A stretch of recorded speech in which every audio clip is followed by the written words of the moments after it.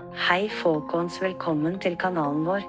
Hvis du ny her, vennligst abonner på kanalen vår og klikk på ringeknappen for våre kommende videoer. Russisk kabinett legger Norge til på listen over uvennlige land. Den russiske regjeringen har inkludert Norge på listen over fremmede land som begår uvennlige handlinger mot russiske diplomatiske og konsulære oppdrag i utlandet, rapporterte den russiske regjeringens pressetjeneste. Vi vedtok det russiske presidentdekretet om anvendelse av tiltak mot fremmede staters uvennlige handlinger.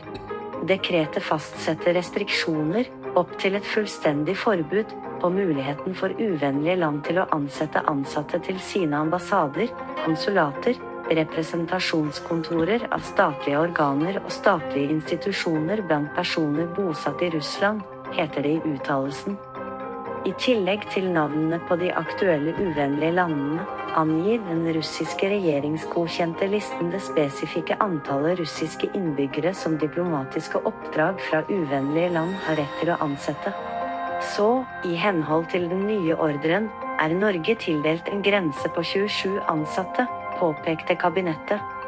Regjeringen minnet om at det i mai 2021 ble innført restriksjoner på de diplomatiske oppdragene til USA og Tsjekkia, og i juli 2022 ble de diplomatiske oppdragene til Hellas, Danmark, Slovenia, Kroatia og Slovakia sanksjonert.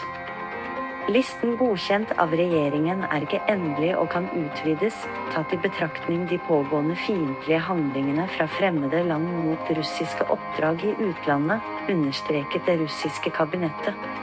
I tillegg til denne listen, som gjelder arbeidet til diplomatiske oppdrag, opprettholder Russland en annen liste over uvennlige land, som ble satt sammen i mars 2022 for å implementere dekretet om den midlertidige prosedyren for oppfyllelse av forpliktelser overfor utenlandske kreditorer.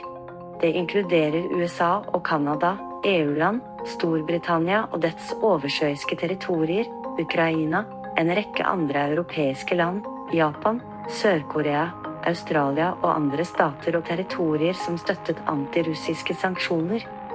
Norges reaksjon. Det norske UD har foreløpig ikke mottatt noen offisiell informasjon om den russiske regjeringens inkludering av Norge på listen over fremmede land som begår uvennlige handlinger mot russiske diplomatiske og konsulære stasjoner i utlandet. Dette kom imidlertid ikke som noen overraskelse, sa landets utenriksminister Anniken Huitfeldt. Det ingen grunn til å si at Norge opptrer uvennlig mot Russland, siterer NRK TV-kanalen Toppdiplomaten. Ifølge henne skyldes den nåværende situasjonen den ukrainske konflikten. I tillegg påpekte Toppdiplomaten at begge land, som nabostater, interessert i hvordan diplomatiske forbindelser og kontaktkanaler fungerer, ikke minst i vanskelige tider. Siden det norske utenriksdepartementet ikke har mottatt noen offisiell informasjon fra russiske myndigheter, har det foreløpig ikke kommet med ytterligere kommentarer.